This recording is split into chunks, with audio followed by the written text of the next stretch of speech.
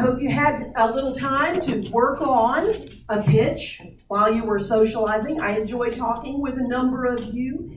And in this second part, we won't race quite as fast through so much material, and I'll try to use my Atlanta, Georgia poet voice instead of my professor voice.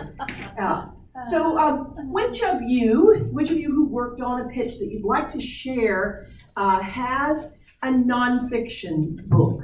Is there a nonfiction book you're working on writing the marketing materials for? Does anyone have a memoir or a family history? All right, what's your name?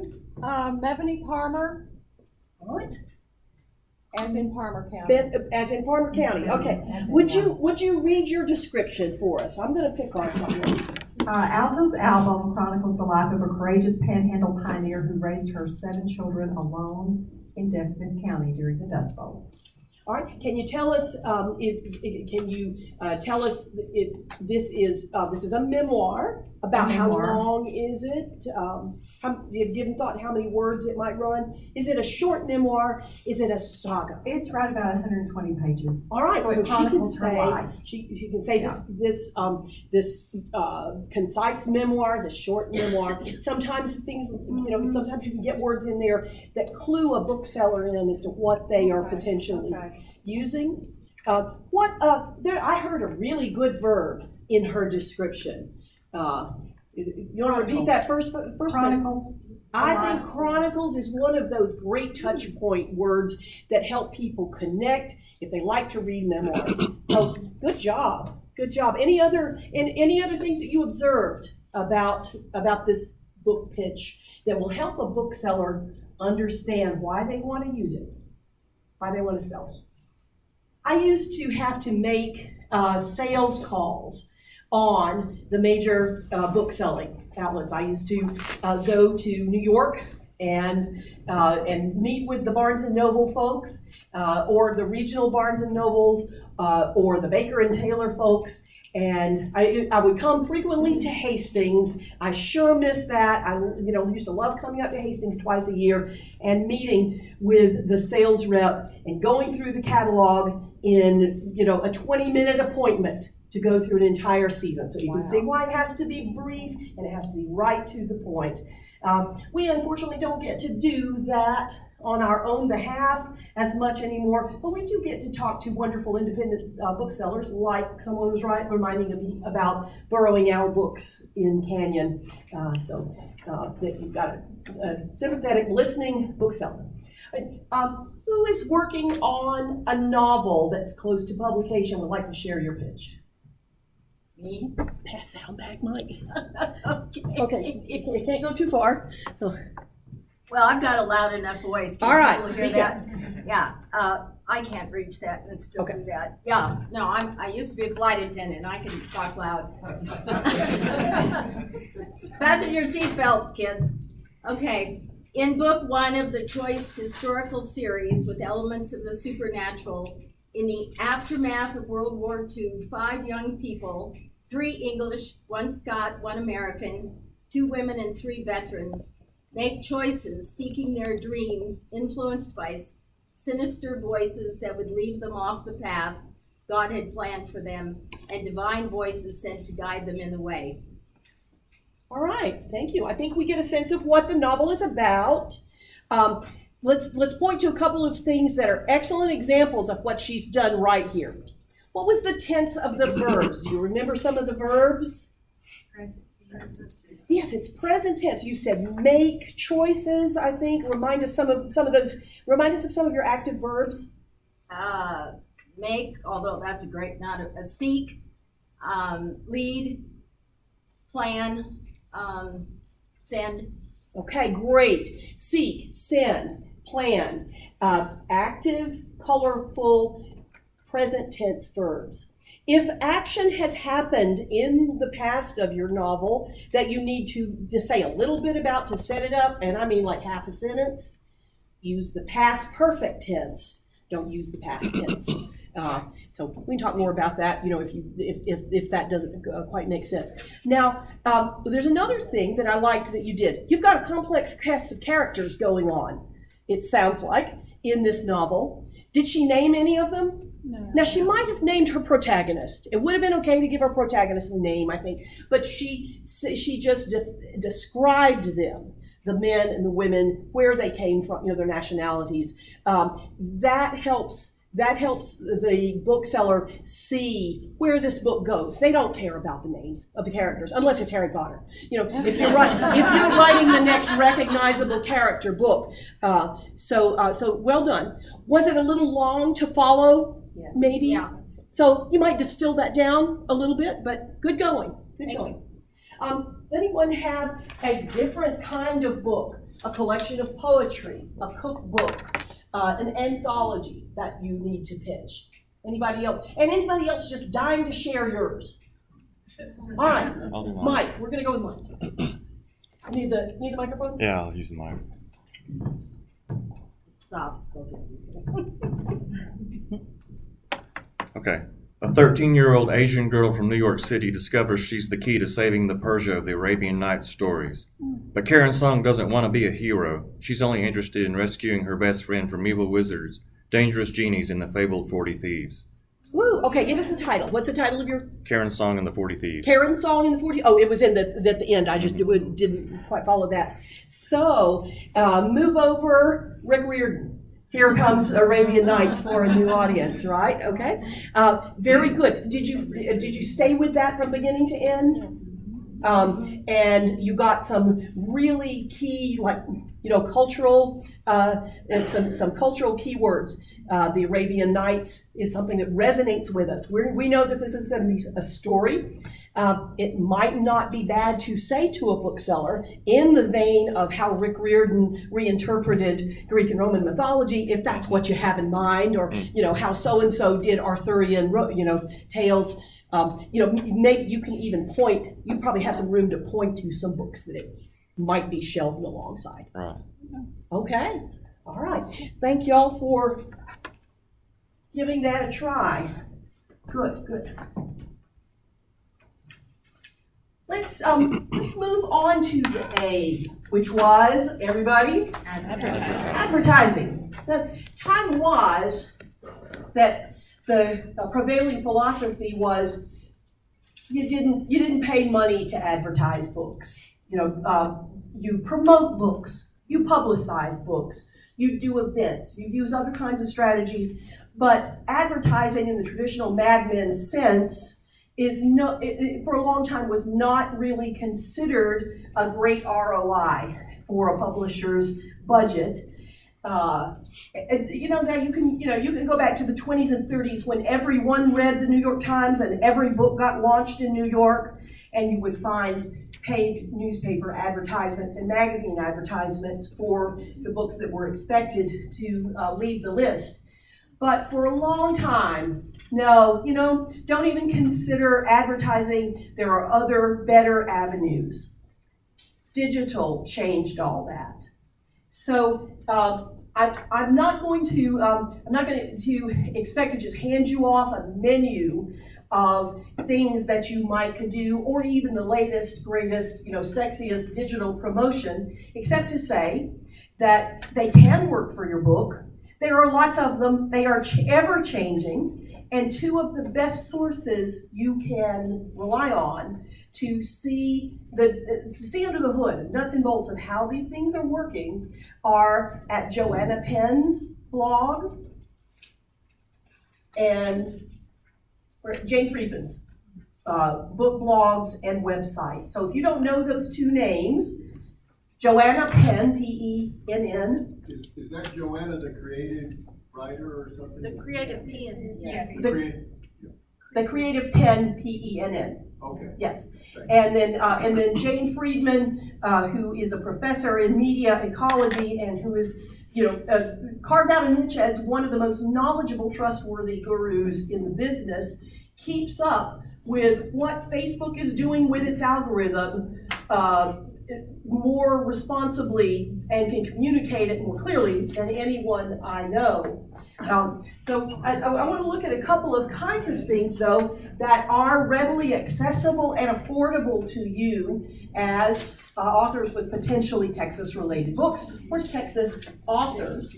Lone Star Literary Life, as I mentioned, was founded to be the publisher's weekly that would give books publicity and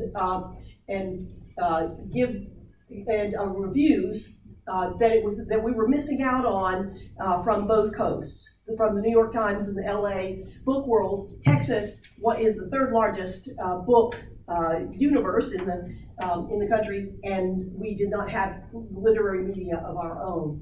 So LoneStarPublicity.com is a website that provides a lot of information about how some of the paid promotions at Lone Star Literary work, with blog tours, email blasts, display ads, and the like. So one thing I wanted to touch on today was a question I get asked often, even by authors who have numerous books in print. What's a blog tour? And what do you do in a blog tour? So how many of you authors have participated in a blog tour? All right, a couple of you, and you know, might ask you to weigh in a little bit on that. But if you, at the beginning, you remember that I asked you, are you as an author a blogger? Do you regularly write your impressions of the books you read, or of your literary experience, or your writing experience, or just, you know, the cult of your personality as it relates to what you write and read? Book bloggers emerged within the last decade, 12 years or so, as one of the most powerful influencers in the world of books. Some of them professionalized, like Joanna Penn. Some of them are dedicated amateurs. Some fall somewhere in between. Some just say, I just blog because I just like to write. It's my online diary and I like to share it with the world. All are potential influencers for spreading the word for you. Not all bloggers are created equal, though. Not everyone's thoughts are as pithy or as trustworthy as others.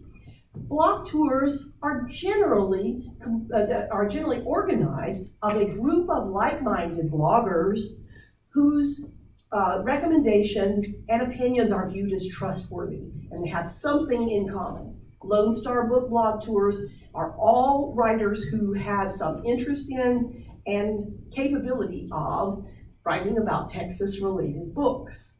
And unlike bloggers who just do it just for the fun of it, these bloggers have been recruited to participate and to be accountable for a regular schedule, an agreed schedule of different kinds of posts that they might do about your book, from doing a short review, to getting a reader response, to doing a Q&A on their blog with an author, to posting a cover, to doing a book giveaway. Linda, what are some of the other activities you might have participated in?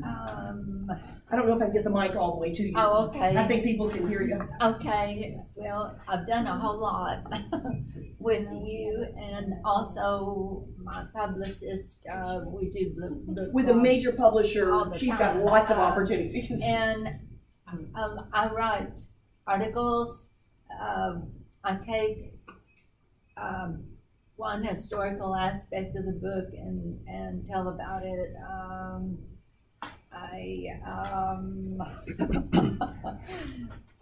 I do character interviews, interview my character like this sitting there. It's a little bit deeper dive for your fans and for people you want to convert to your fans, right? So being able to be on that trusted blog network is like getting extra word of mouth that you just had to pay a little bit for. There's nothing that is unethical about this. Everyone knows that, you know, it's a paid promotion through the blog tour. This is not like paying for Amazon reviews. This is not like that. Well, If you the can't review do goes that. on Amazon, it's cited from the blog tour or the blogger. What would you pay for an opportunity like this to get 10 to 15 influential bloggers to talk about your book? As little as $200, as much as, on up to however much you may want to pay for some of the national tours. But consider this as a worthwhile paid promotion. Look into those blogs that. Where do you find blog tours? Where do you find blog tours?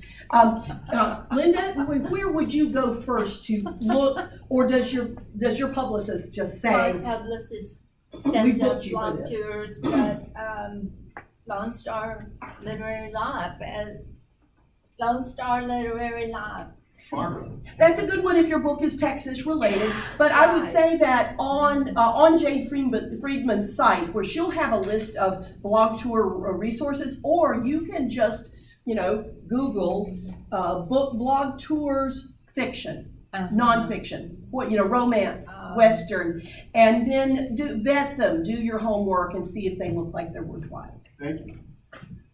Kim has a question here. So you said you work with 10 to 15 bloggers at a time on a tour. Are you writing specific content Yes. for each one? Yes. Do they tell you what they want from you? And Yeah. So that does seem like a pretty big effort on your part.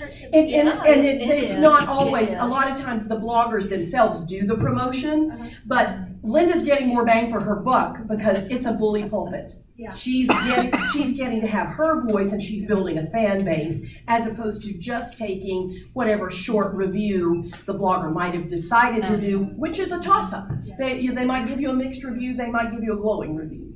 There's no guarantee of that. Let's see, I saw another, Ryan had a question. Oh, I was just going to say, if you're looking up people who review books like yours, you'll very quickly stumble on ones that are connected in blog tours. One of the early influencers to come along was bookslut.com. And back in the day, we thought, that sounds scandalous. I don't want to put a review snippet on my jacket that says it came from bookslut.com, not just because of the name, but because, for a serious book, do we really want to say a website reviewed it? But that was just the thin end of the wedge, and you will find many valid influencers in that arena. So looking on the back, looking to see who else is cited. Another way that Lone Star Literary is a great tool is if you follow the author interviews every week, and there's a leading author every week interviewed there. The right-hand column is a summary of their book's praise, and you can week after week you can see who those influencers are, and not just in Texas, but but all around. How much money should you budget for something like that? How much money should you budget maybe depends on how broad your geographic or your topical market is. It's much easier if your book has a Texas focus. We had a family memoir here. That you're going to be able to define your market for paid promotions much more easily, and the results you get from it in terms of reviews and endorsements, you're going to be able to turn around and use more effectively. So you can likewise, you might be able to budget.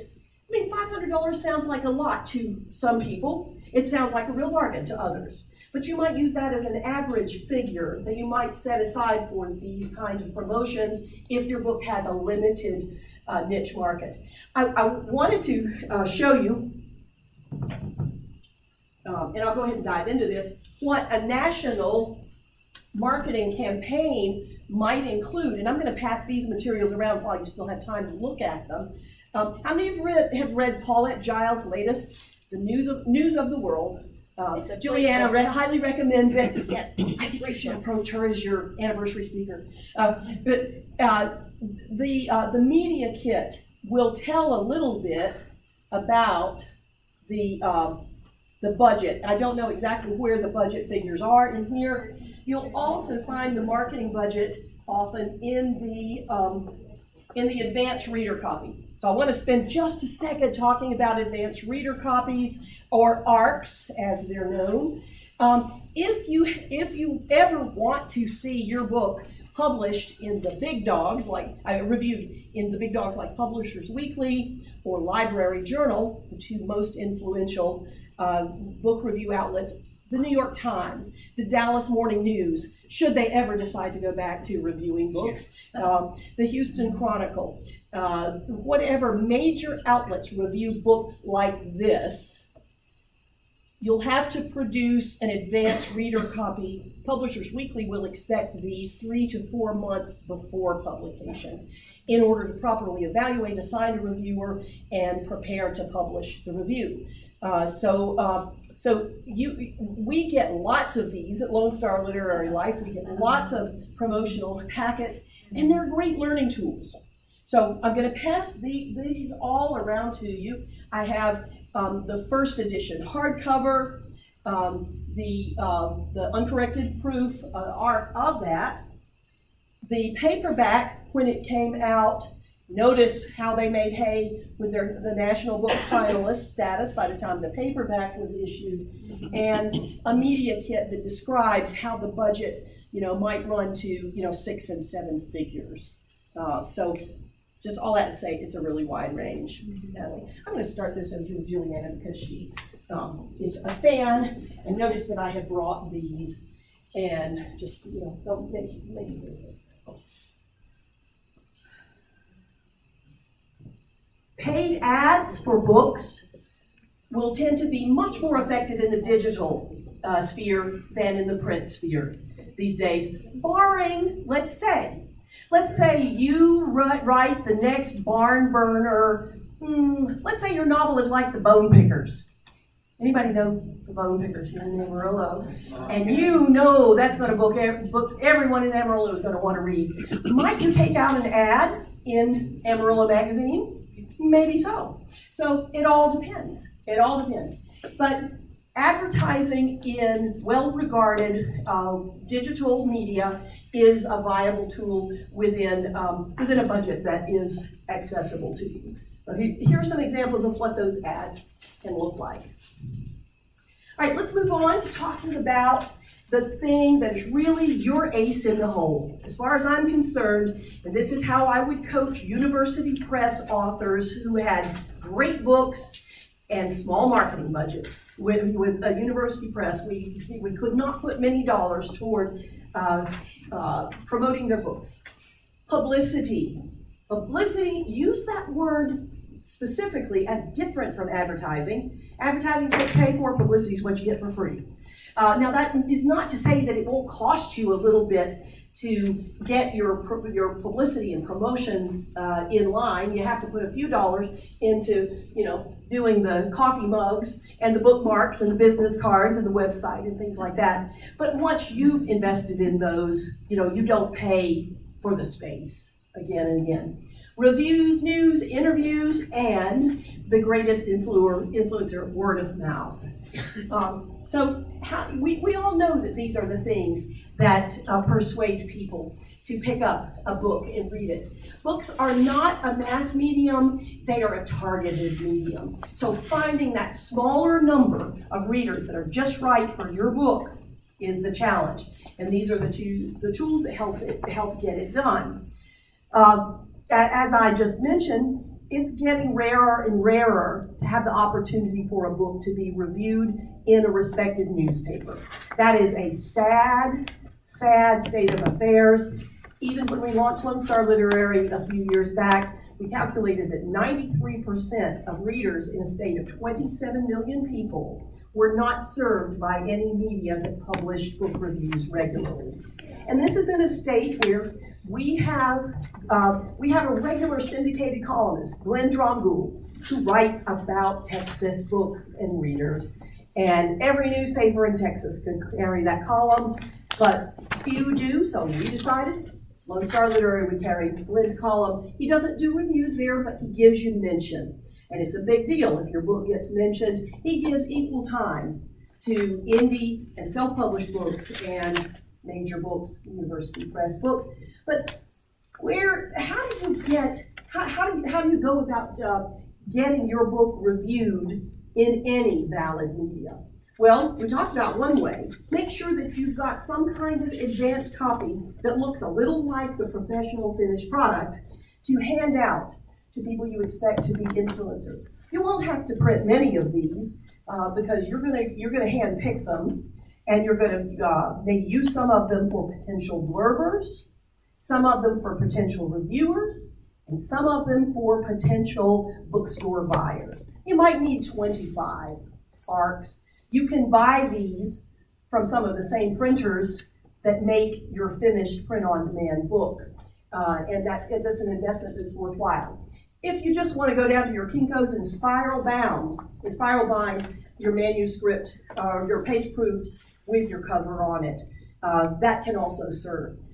These days, nobody really has the patience to read your manuscript, though, book with the cover on it. That's not, no one is patient enough to do that. So wait until you get page proofs and try to do that. Try to plan your schedule enough in advance so that you've got at least a couple of months to get some of that advanced review buzz going before the book actually hits your sales I have a question about art. So you can send an art that maybe isn't perfect? No arcs are perfect. Had no clue. So You just now have to you make sure don't to put want on the them cover full. uncorrected. You don't want the first, uncorrected proofs is what it'll say. You don't want those first 5 or 10 pages that are going to most likely be the thing that people look at first, full of some obvious amateur errors in writing style or grammar. You will have been through your proofreading process. You will have engaged an editor by then to have dealt with it, but you might not have had it thoroughly proofread. So editing, copy editing, proofreading are all separate processes. That's a different topic. So yes, it's fully expected that those won't be perfect. Okay.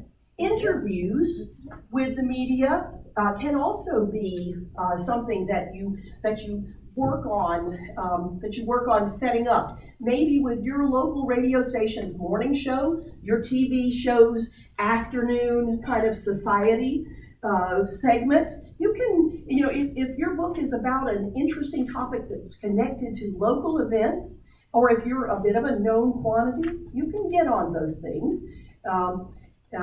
Look for places where, even like in your organization newsletter, where you might get someone to do a Q&A with you, talk to you about your writing life, and then about what your book's about. News, I'm going to go back to that one. Now, I think you're all familiar with the good old, standard in the toolkit, the press release or the media advisory. And this is a draft of one that was done for a book that we published a few years ago, and I wasn't terribly pleased with the headline, so we went back and revised that, and here's what I wasn't pleased with. It's never news that author publishes book. Yeah. Author publishes book is going to go into the circular file. So when you do your press release, here are a couple strategies to avoid that. Key what is different about your book to something that is in your experience that informed your novel, or something in your memoir or your nonfiction book that makes ears perk up. So this is a novel, but this is pretty cool here. Inspired by trips to the beauty salon. Well, that we thought that at least the publicist was on the right track here to make a garden variety contemporary novel stand out from others like it. Another thing to do is key the press release to your launch event, not to the publication of your book, because it's just not news. But if you do a book signing at an unusual place that is connected with your book, or at an indie bookstore that's well regarded, that's what you do your press release about. That's your lead, and then you tell a little bit about it in the flyer, in your flyer that's going to go along with this, or in the rest of the press release. All right. Here's your number one tool, though, for or publicity, and that's your Amazon author page. I know that you all know this. How many of you in here have Amazon author pages already set up to accompany your books that are on Kindle or any other aspect of Amazon? I know that you already all know this, but I also know from experience of going and researching background about authors that many authors forget to go in and keep these current, and especially, here's the easy free thing you can do. Every good review you get, you go in and add it. So that costs you nothing to update that author page. Remember to relink editions of your book. If you come out with a ebook, if you come out with an audio book after the initial ebook or paperback, you've got to remember to link those ISBNs. That work is up to you, not up to Amazon to do. I have a question about that. So people will email me or text me about my book and tell me, can I put that? That's the reviews I'm putting. They won't put Amazon has two categories. They won't put it on Amazon or Goodreads, but they'll Put it text on- me. So do I put their name? Or you can put some do I version have of to your ask name. their You know, you permission? can put, if you don't want to just, out everybody, you can, put just their first name and where they're from, or you can put, Oh, that's a good from idea. just the city and state. Okay. You can put those on the section of reader reviews on your author page. You can't put those in editorial reviews. Okay. So editorial reviews on Amazon have to be from legit review, neutral or unpaid for, sites. And I take that back about the unpaid. These days, with so many paid review options, you can also cite your Forward and Kirkus reviews there. So keep your Amazon author page as full as this one with all kinds of neat things. Link your blog feed to it if you have a blog. Put your video. Jody recently recorded a video, and that was pretty cool. That goes there in all of her media. Let's move on to promotion.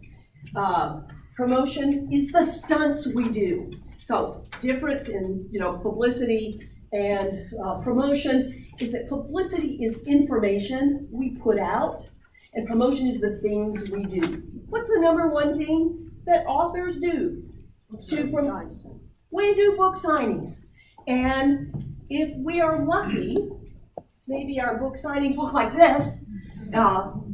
But most of us, most of us mere mortals get to sit at the table in the front of the Barnes and Noble or the indie bookstore, wherever they deign to set us up.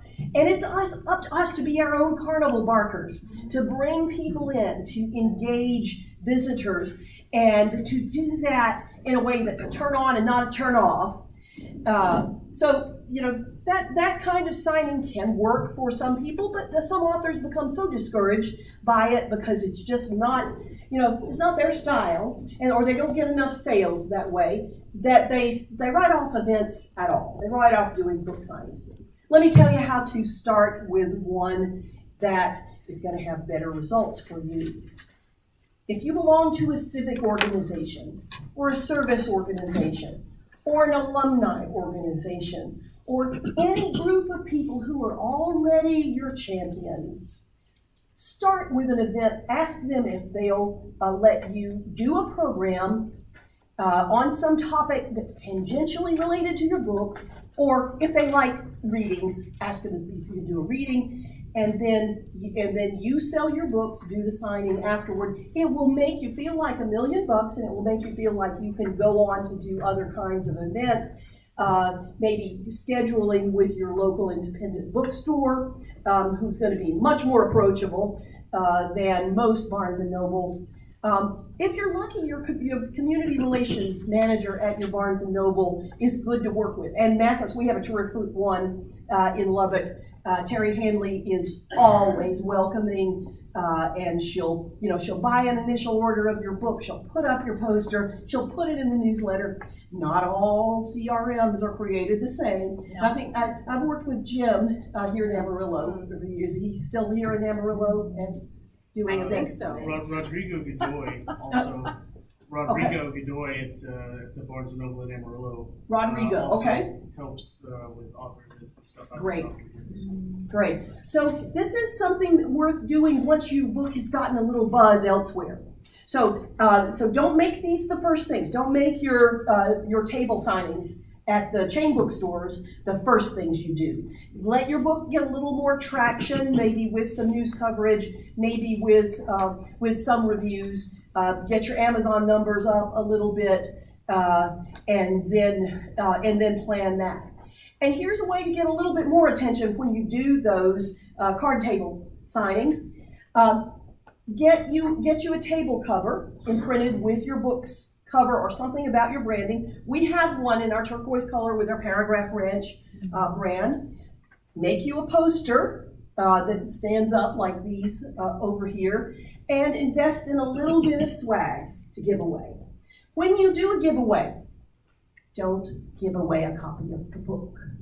Don't announce that your giveaway for your event or talk is going to be a free copy of the book. Who's going to take a chance on buying one if they think that their name might get drawn to get one for free?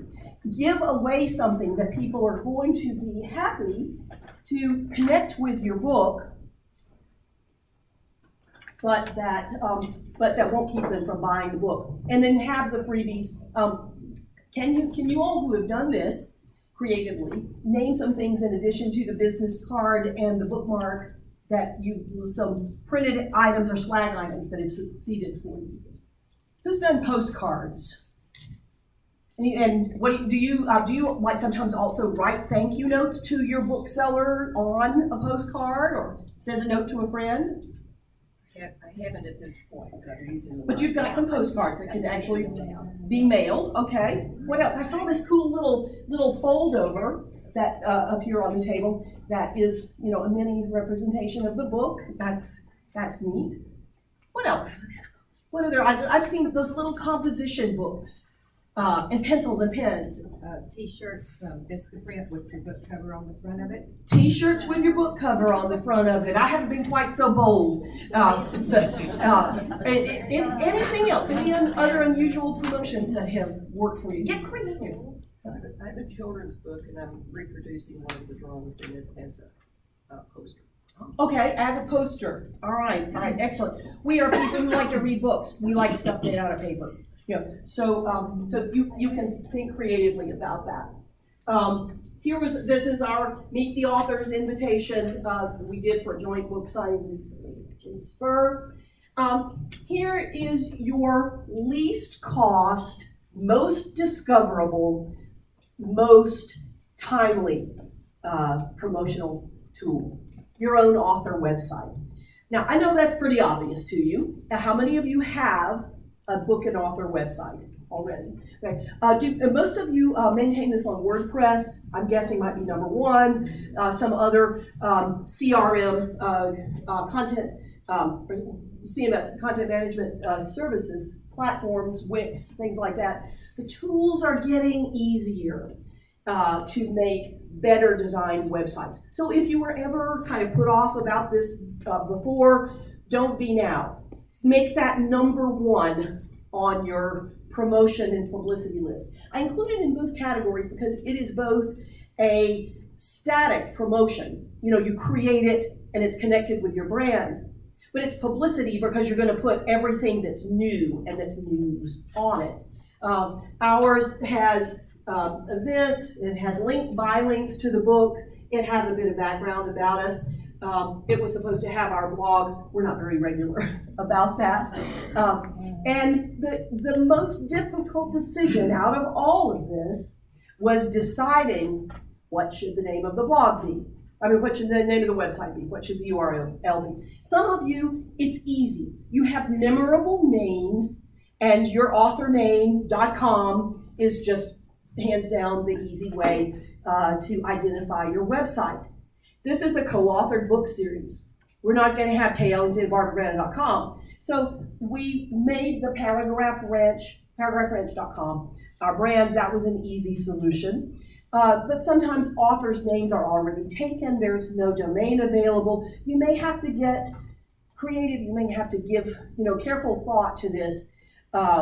it's worth paying a lot of attention to and making a good, smart decision first. It's going to be your brand throughout your writing career, potentially. What if you start a new series? Well, then you have a new website. It depends on Natalie asked, what if you start a new series? Is the author the brand or is the series the brand? I'm not saying there's a right or wrong answer. You just may have to ask that. And how much of your fan base do you want to bring with you into the new book series? So, I think that jodithomas.com is a pretty good example. I mean, think of all the different series over her career. That if you're a Jodi fan, you're a Jodi fan. All right, social media. I was a late adopter of social media. I came reluctantly into the world of Facebook, and I came even more reluctantly into the world of Twitter, Instagram, YouTube, and many other different things like Pinterest and Etsy that I might potentially tap into an audience with. But I heard a presentation that just this past week that reminded me why I put energy into doing all these things. It's not just the millennial generation who is influenced most dramatically, in greatest proportion, by digital media. It's everyone. It's travelers in the baby boomer and older demographic that I market to in heritage tourism, who are overwhelmingly most influenced by digital media and social media, regardless of what they say, regardless of, whether they say, oh yeah, I don't like Facebook, I read the newspaper.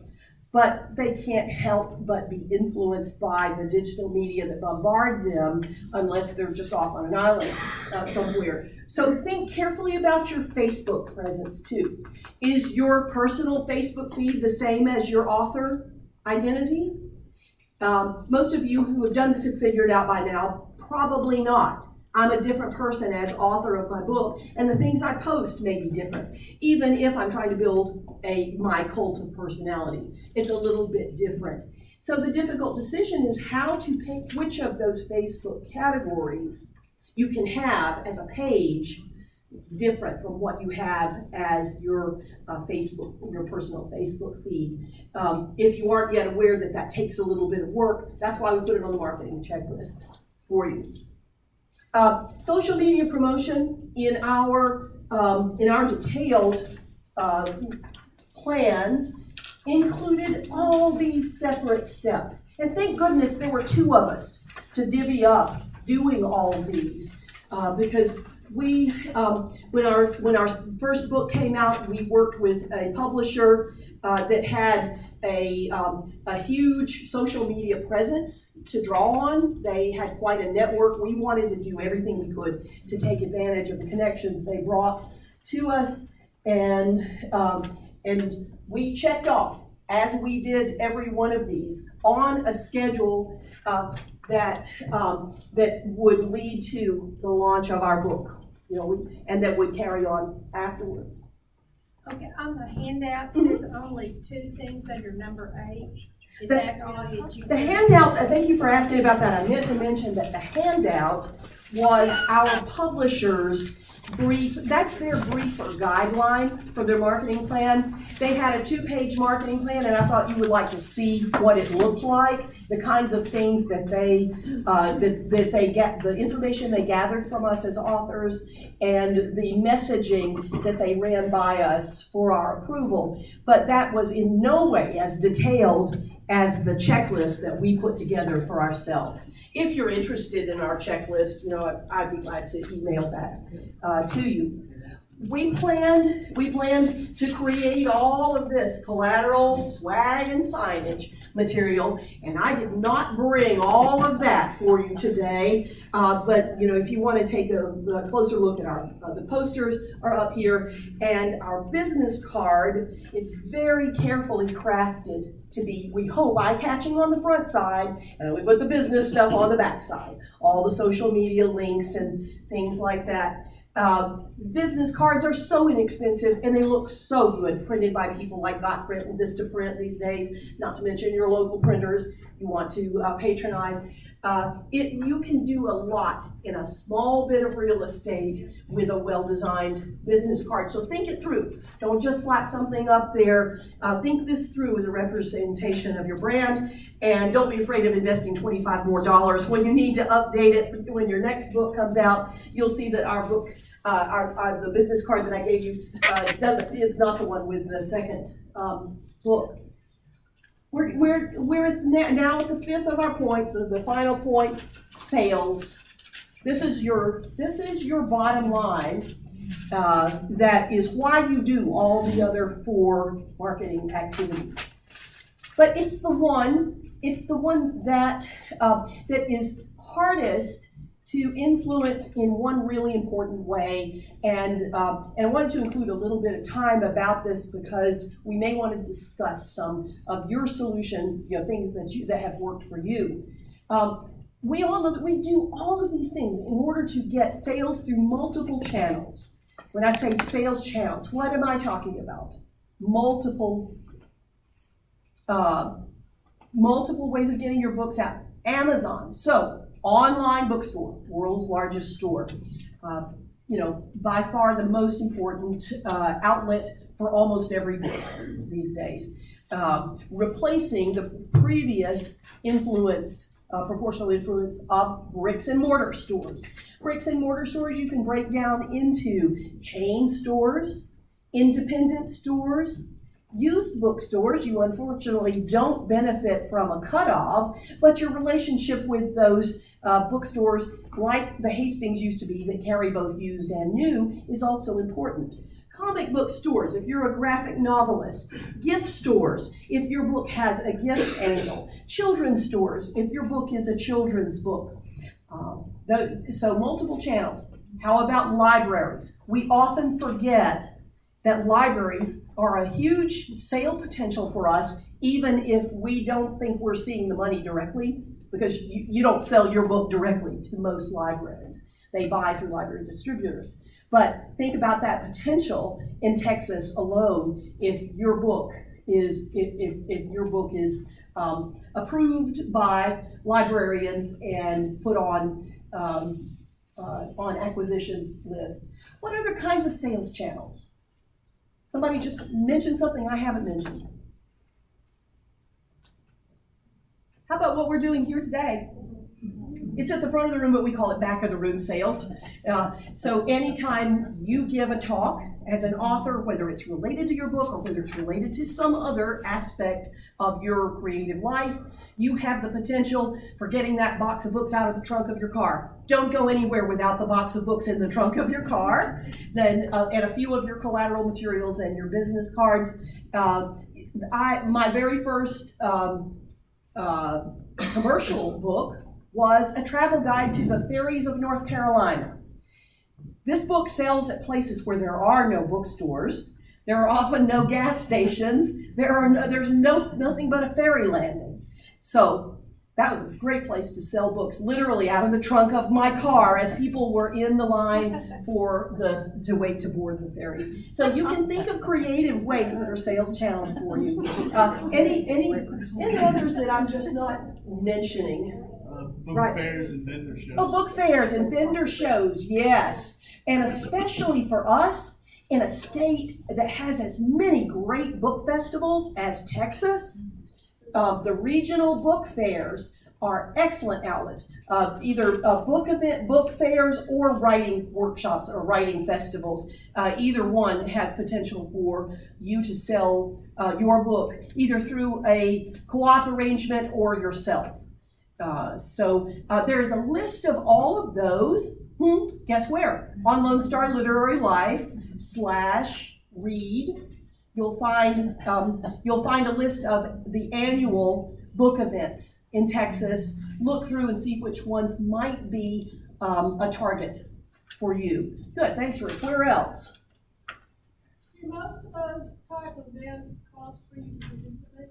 Do most of those kinds of events cost for you to participate? Yes, although the fees can be very modest. So Rick, did y'all go to the Permian Writers or Books in the Basin? Who's at West Texas Book Festival? Anybody recently? East Texas Book Festival, San Antonio Book Festival. Some of them are by invitation only, or you can apply and then it's selective, such as the Texas Book Festival, of course. But they also have opportunities for exhibitor booths. Texas Book Festival is pretty pricey, but the regional ones are quite affordable in my experience. And you just want to match your geography and your audience and their attendee numbers to your goals for selling your book. Good one. Where else? Right. If you, well, two things. If you're working with some other authors through a single small publisher, on these book festivals, can you go together as a publishing company and have several different authors share the cost? That's a good question. Vicki reminds us or asks if you're working with several titles by the same publisher or you are publishing books for other authors, can you go in together? Absolutely. And I think book festivals welcome. The more titles, the more authors, that's more audience for them. So they want to build up their numbers and absolutely, within the bounds of what you can, share to give everybody good exposure. If you're a member of the Writers League of Texas, and you should be, they do a signing table every year, a co-op signing table at the Texas Book Festival. So that's a great way to say, yes, I had an event at the Texas Book Festival without having it being invited to be featured or without having your own booth. One other place, but it depends on the type of book, but I was in the homeschooling world for a long time and they do a lot of conferences. So if you have students, it depends on if it's children's book, there's so much that moms and dads are looking for in terms of the topic and all. They have conferences in Texas a lot, and usually happen twice a year. And so it's like a conference, but you can set up a booth and you can put your books out there. Again, it depends because a lot of times people think about homeschooling as textbooks, but sometimes teachers are looking for all different types of topics that they will introduce into their homeschooling class. Great. So homeschooling and educational and professional conferences that are where there may be other products or other focuses that are not books. But books are one of the things that people are immediately drawn to. It's a low-cost product, and it's a great traffic builder for a booth. So think creatively about how to use conferences like that. There are also groups of people that specialize in, for example, I have a book that is for children who have been removed from their homes, for young children. And there are groups of people like foster parents and sociologists and people like that. So special interest groups. Special interest. And if they would like to buy a bulk of books, I would be very happy to make an exception. You mentioned 3 excellent things all in one suggestion. So special interest, whether those interests are social, professional, hobby, religious, whatever they may be, may have conferences, meetings, lecture programs, and newsletters, all of which may offer opportunities. You also mentioned a category that I hadn't even touched on, which is called special sales, bulk sales to some, and this is especially applicable with nonfiction or with gift books that are appropriate or relevant to the group's mission that they will resell for you. And that's a little different spin on, say, museum stores. Museum stores are great outlets for buying in bulk, but I'm talking about one title that fits the interest of one particular group. So thank you for bringing that up. All right, let's, we've got a couple more slides here before we wrap up. Your sales rankings, and I know this is the thing that everybody measures their standard performance by. We as authors, have done all of this work with marketing, advertising, publicity, and promotions. We've started to sell our book, and we are pulling up that. We're pulling up that page. Let's see. I think I had it right here. We are pulling up that Amazon page, and we are the first few weeks after that book's out, we are checking those ranks. We are checking the overall ranks and the ranks within the the genres, and we are going into the dashboard and looking at our sales. And those numbers are, well, not likely to be overwhelming for both of us. If we're really strategic, we're going to do a screen capture of that day our book reached #1 in its category. We're going to post that on our website. That may be the one and only time it ever happens. And we do a promotion, say like a book bub or a library thing, or a fussy librarian paid promotion, and that gooses our sales for a day, so we're happy with those numbers. These numbers are chimerical. They are so hard to put into any real relevance for those of us who are outside the New York Times bestseller range, that we don't really know quite what to make of them. And I just want to, watch your numbers, keep track of this, do be aware of how your book is performing, not so that it can either make or break your day or your ego, but because you can look and maybe start to figure out ways that by tweaking the categories in which your book is listed on Amazon, or something about your cover. Don't be afraid to invest in a new cover if feedback says it's not working. Don't be afraid if you get a review that said, I really liked this story, but the book could have benefited by some more professional editing. Don't take that on the chin. Go find yourself a great editor and put out a second edition. As we used to say in University Press Publishing, that's what second editions are for. If you watch these things so that you can learn to change your own response to the algorithm, so that you can not just be a passive subject of the system, but you can be a participant in it. My co-author, Kay Ellington, who wasn't able to join the participation today, she's an expert at that. She would watch the data weekly and daily, figure out what wasn't working, get an idea of what might, change it up, see if the numbers improved, and through continual massaging of those metadata traits, was able to move up our novel series in concert with the efforts of Book Trope, our publisher.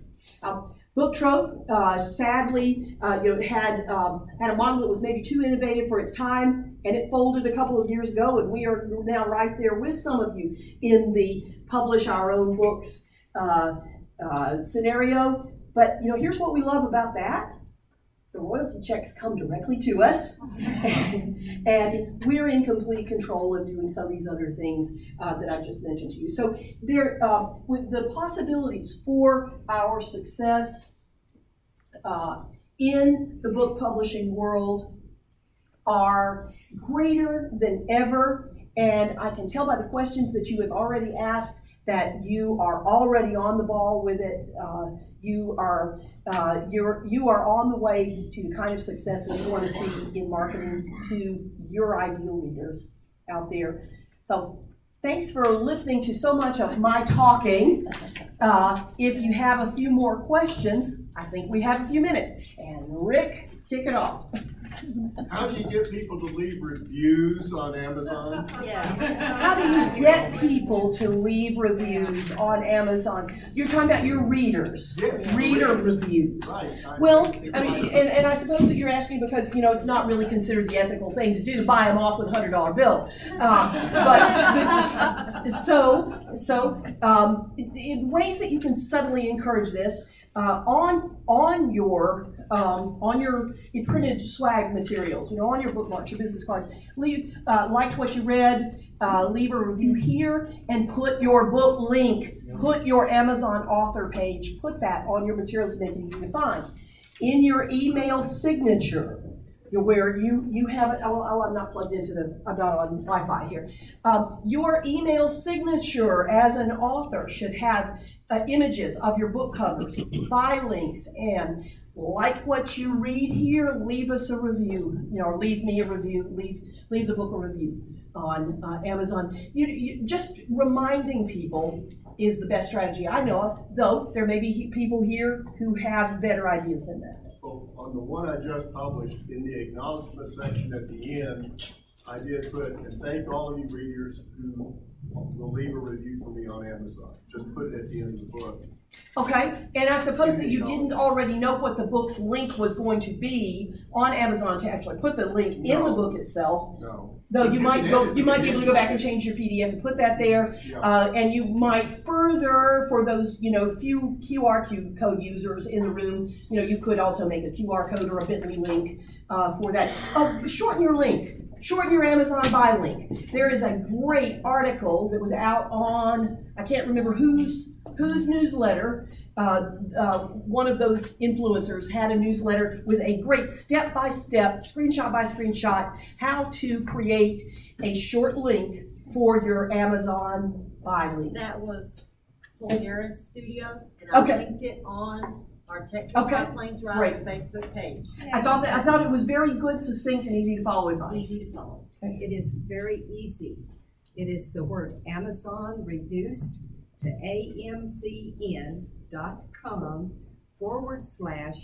and then your book number on Amazon. It starts with BOO. Yes, your ASIN, not your ISBN. Yes, Patsy reminds us, it's the short link for Amazon /your ASIN. Yes. All right, well, I have a prize to give away. Just to see, I'm just gonna pick a number of, one of those arcane statistics that I mentioned. Where do you find BISAC codes, and how many should you come up with for your book's metadata? First person to raise your hand and answer correctly. At least 3. All right, where is that copy of News of the World floating around? All right, there you go. If you'll pass that over to, I've forgotten your name. Cindy. Pass that over to Cindy. I hope, if you have not yet read Paula Giles' novel, we hope that you'll enjoy it. All right, any other questions before we, say goodbye, sign a few more books up front, do stuff like that? Okay, one more. Nan. With all of this, where do we find time to write? That's why I'm not a blogger. All right, paragraphranch.com and email me. I'll post some more resources. I'll put a link up there on the homepage that says resources for this. Give me a couple of days, and you can download some things there. So, Rick?